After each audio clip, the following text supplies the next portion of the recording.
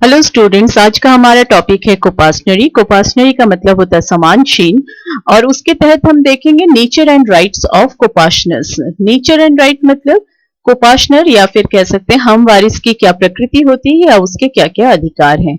ये टॉपिक जो है फैमिली लॉ 1 या फिर कह सकते हैं हिंदू लॉ के अंडर में आता है तथा ये जो पेपर है वो फोर्थ पेपर है LLB first year second semester का।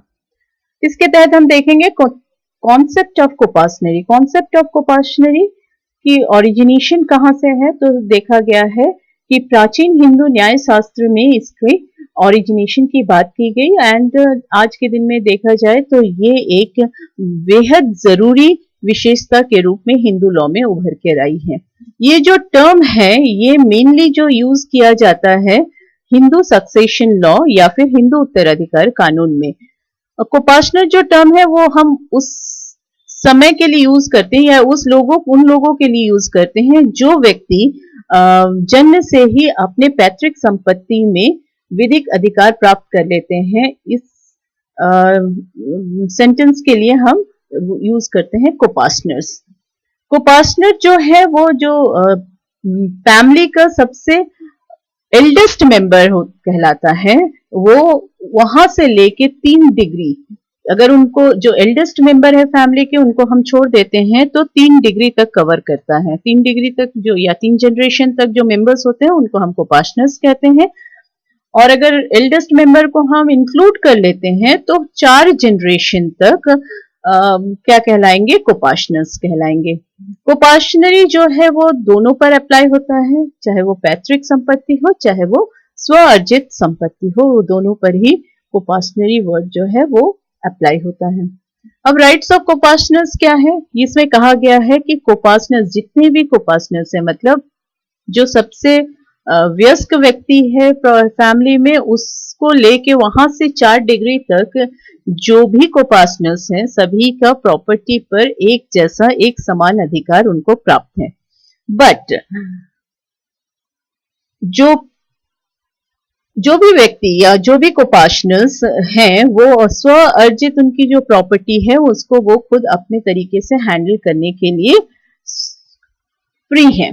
बट एंसेस्ट्रल प्रॉपर्टी के ऊपर सबका एक जैसा अधिकार है, स्व अर्जित प्रॉपर्टी पर एक जैसा अधिकार नहीं है। कोपासनर जो है उनका ये अधिकार है कि वो पार्टीशन की बात करे या पार्टीशन की मांग भी कर सकता है।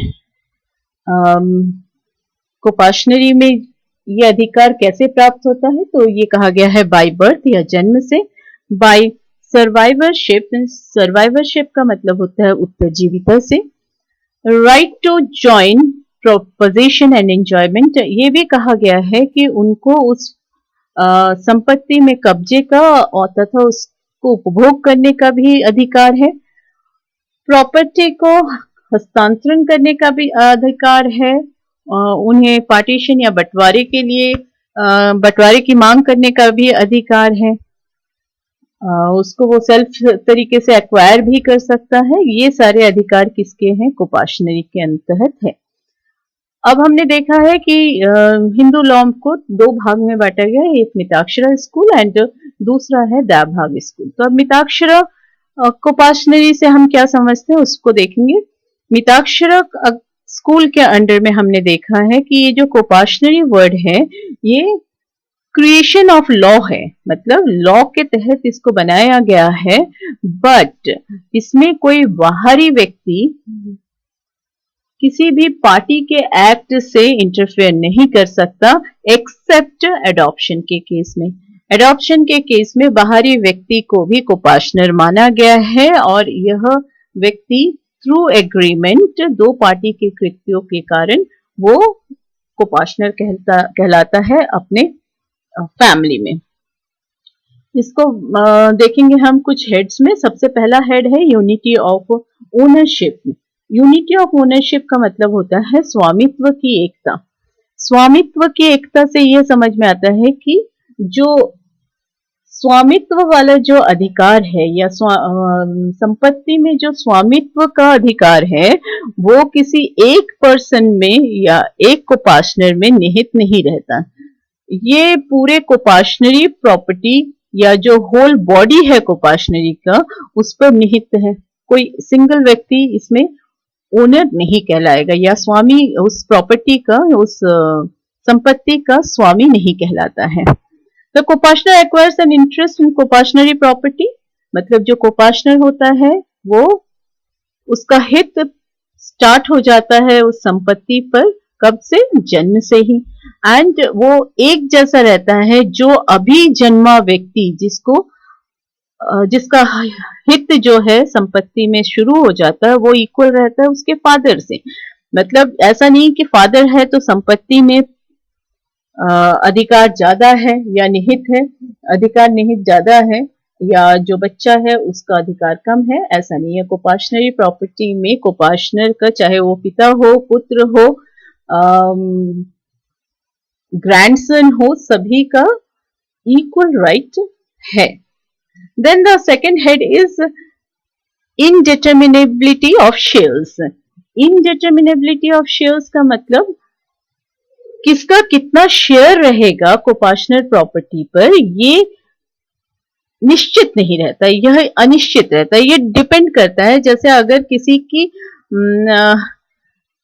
एक व्यक्ति की मृत्यु हो जाती है तो वो उसका हित जो है वो बढ़ जाता है, और अगर व्यक्ति की मृत्यु नहीं होती है तो डेफिनेटली ये भी हो सकता है कि जो प्रॉपर्टी है उसमें उसका हित कम हो जाए, या 4 जनरेशन में से जो लास्ट जनरेशन है उनकी भी मृत्यु हो जाती है तो कोपार्टनर प्रॉपर्टी 3 जो उसके पहले के जीवित व्यक्ति हैं वहां तक वो कोपार्टनरी प्रॉपर्टी के मेंबर्स कहलाएंगे या कोपार्टनर्स कहलाएंगे। तो ये जो है वो बड़ा फ्लक्चुएटिंग है, वो निश्चित नहीं कर सकता है जब तक उनको प्राप्त नहीं हो जाता कि किसका कितना शेयर होगा, ये कोई भी प्रिडिक्ट नहीं कर सकता।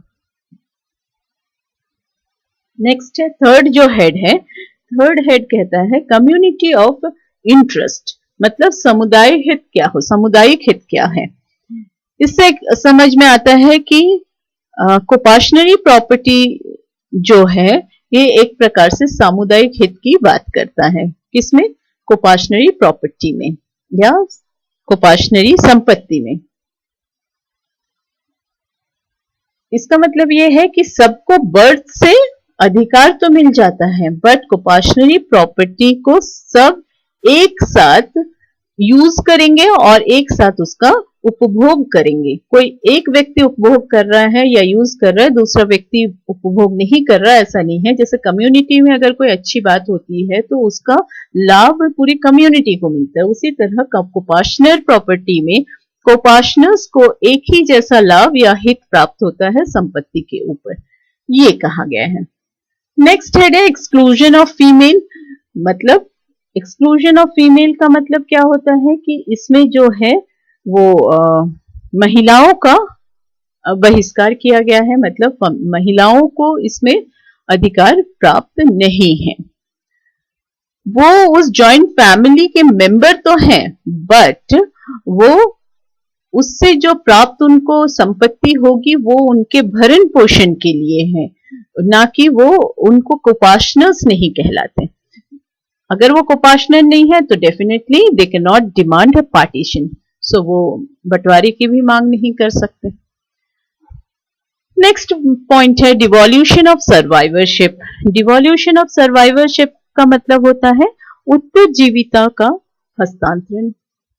मतलब कोपार्टनरी प्रॉपर्टी पर कोपार्टनर का जो हित है उसके मृत्यु के उपरांत वो डिवॉल्व हो जाएगा, हस्तांतरित हो जाएगा उसके जो वारिस हैं। किसके थ्रू? सक्सेशन के थ्रू। मीन्स सर्वाइवरशिप क्या है, ये अदर कोपार्टनर के पास हस्तांतरित अपने आप हो जाता है। Fine. Next, right to maintenance. जितने भी मेंबर्स होते हैं कोपार्टनरी में वो हर एक व्यक्ति, उस जॉइंट फैमिली में हर एक व्यक्ति को मेंटेनेंस का अधिकार प्राप्त हो जाता है जन्म से ही। और ये जो मेंटेनेंस या भरण पोषण का अधिकार जो उनको प्राप्त होता है, ये तब तक उनके पास सुरक्षित रहेगा जब तक कोपाशनरी या कोपाशनरी प्रॉपर्टी बना रहेगा। जिस दिन कोपाशनरी प्रॉपर्टी का हस्तांतरण हो जाएगा उसी दिन ये मेंटेनेंस जो है वो खत्म होगा। अदरवाइज भरण पोषण का जो अधिकार प्राप्त है उस जॉइंट फैमिली में वो एग्जिस्ट करता रहेगा। क्लियर? नाउ कम टू दया भाग कोपाशनरी। दया भाग में इसके बारे में क्या कहा गया है? सर्वप्रथम हमको ये देखना है कि दया भाग में बंटवारा कैसे होता है या पूर्वजों की या पैतृक संपत्ति का क्या कंसेप्ट है। तो इसमें कहा गया, दया भाग में हमने पहले ही देखा है कि पुत्र को पैतृक संपत्ति में कोई भी हित प्राप्त नहीं है। उसको उसी दिन हित प्राप्त होगा जिस दिन उसके फादर के द्वारा या लास्ट जो उसके सर्वाइवर हैं उनके द्वारा छोड़ी गई, उनके मरण के उपरांत जो प्रॉपर्टी है उसी प्रॉपर्टी पर उनका अधिकार है। यहाँ पे कोई कंसेप्ट सर्वाइवरशिप का नहीं है। मतलब दया भाग कोपाशनरी में सर्वाइवरशिप का कोई कंसेप्ट नहीं है।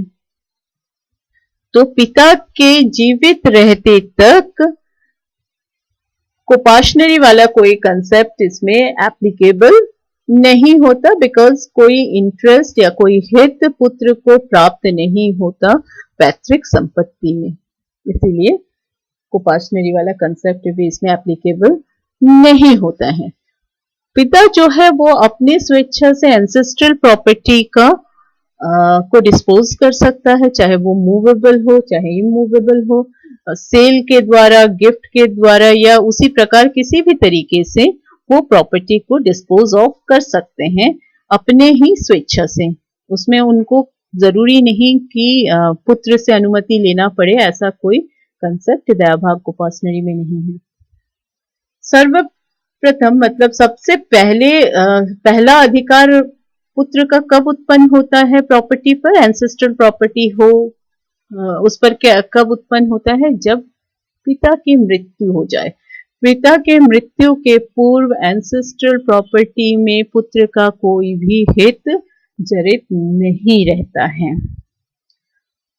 फाइन। सो a कोपाशनरी अंडर दया भाग law could thus consist of males as well as females। दया भाग में कभी भी मेल फीमेल के बीच में डिस्क्रिमिनेशन वाला कंसेप्ट नहीं था।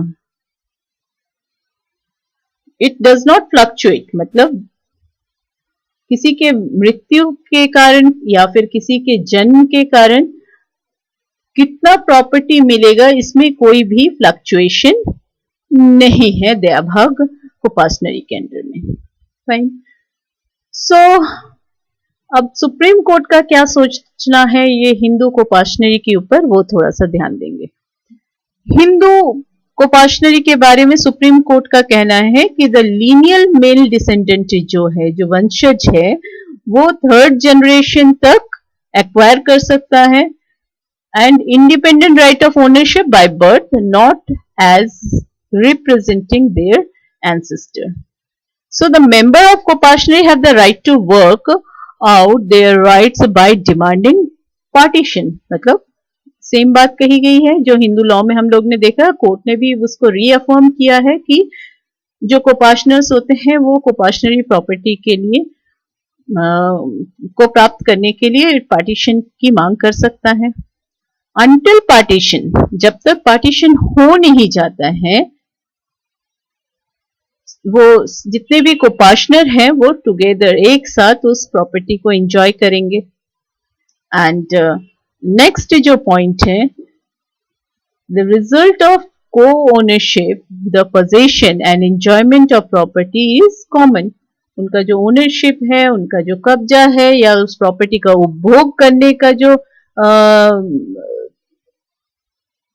एंजॉय जो करते हैं वो एक साथ या उनका कॉमन कॉमनली करते हैं, कोई आधा पार्ट लेके कोई एक पार्ट लेके ऐसा वो एंजॉय नहीं करते उस प्रॉपर्टी का, या उपभोग नहीं कर पाते हैं जब तक बंटवारा ना हो जाए। कोई सिंगल पर्सन प्रॉपर्टी को हस्तांतरित नहीं कर सकता है अगर उसमें कोई लीगल नेसेसिटी नहीं नजर आता। अगर लीगल नेसेसिटी, अगर विधिक जरूरत है तो ही वो प्रॉपर्टी का एलिनेशन या हस्तांतरण कर सकता है किसी भी प्रकार से, चाहे वो सेल हो, चाहे वो मॉर्गेज हो। इस प्रकार से वो एलिनेट कर सकते हैं प्रॉपर्टी को, बट उसके पीछे जरूरत होनी चाहिए लीगल नेसेसिटी का। लीगल नेसेसिटी का मतलब क्या होता है? लीगल नेसेसिटी का मतलब है विधिक रूप से उसकी जरूरत को देखते हुए उसका हस्तांतरण किया जा सकता है।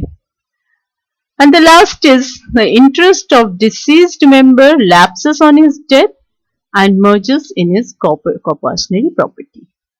जिसको कोपाशनरी प्रॉपर्टी पर या जिस कोपाशनर को कोपाशनरी प्रॉपर्टी पर अधिकार प्राप्त हुआ था जन्म से, वो खत्म हो जाता है और उसका जो अधिकार था वो मर्ज हो जाता है कोपाशनरी प्रॉपर्टी में। तो मृत्यु के साथ ही उसका जो अधिकार प्रॉपर्टी पर था वो भी खत्म हो जाता है।